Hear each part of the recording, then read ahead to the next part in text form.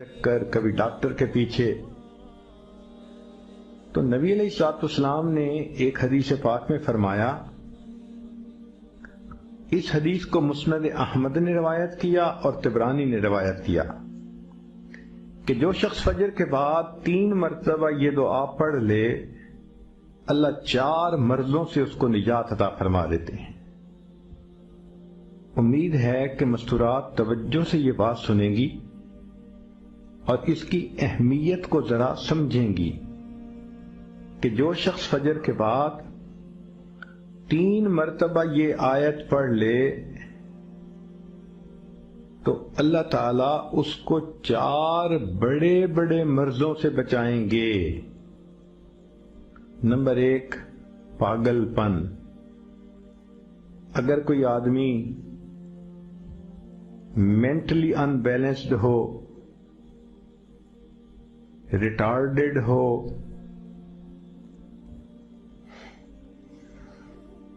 یا جس بندے کو چیزیں بھول جاتی ہوں یا چیزیں یاد نہ رہتی ہوں، ذہن سے متعلقہ جو بیماریاں ہیں وہ اسی پاگل پن کے زمرے میں آئیں گی. یا کسی کو مرگی کی بیماری ہوتی ہے، وہ بھی اسی زمرے میں آئے گی. تو پہلی بیماری جو اللہ تعالیٰ دور کرتے ہیں وہ ہے پاگل پن، اور دوسری بیماری کوڑ پن. کوڑ پن کہتے ہیں چہرہ بدصورت ہو جانا. یہ بھی ہو سکتا ہے کہ برس کی بیماری ہو جائے، جیسے بعض عورتوں کو جلد بالکل سفید ہو جاتی ہے اور عجیب بدنما چہرہ ہو جاتا ہے، یا کئی مرتبہ جسم پہ تل اتنے نکل آتے ہیں، دانے اتنے نکل آتے ہیں کہ چہرہ بدنما ہو جاتا ہے، یا چہرے پر داغ پڑ جاتے ہیں کالے رنگ کے.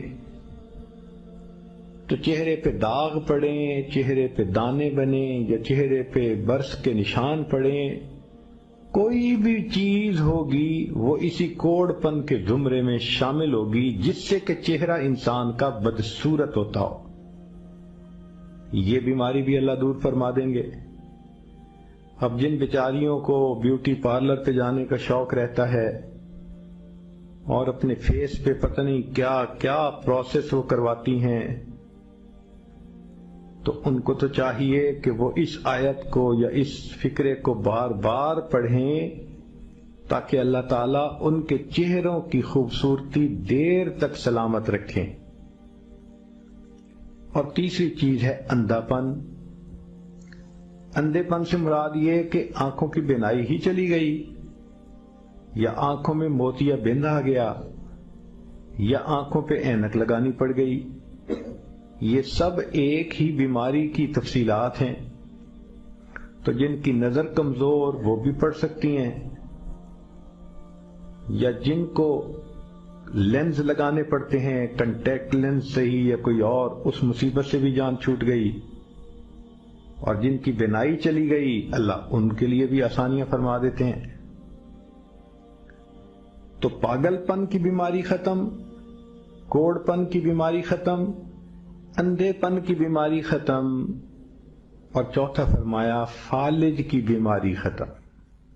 فالج ایک تو ہوتا ہے کہ انسان کا ہاتھ یا پاؤں کام ہی نہ کریں، اور ایک یہ بھی ہوتا ہے کہ اتنی ویکنس کہ عورت کہتی ہے مجھ سے تو کھڑا ہی نہیں ہوا جاتا، میرے پاؤں سن ہو جاتے ہیں، میرے ہاتھ سن ہو جاتے ہیں.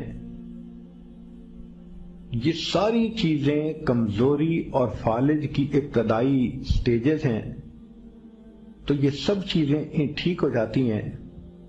اب بتائیں کہ اتنی بڑی بڑی بیماریوں سے جس بندے کو بچنے کی خوشخبری مل رہی ہو تو وہ تو پھر اس عمل کو کیے بغیر رہ ہی نہیں سکتا.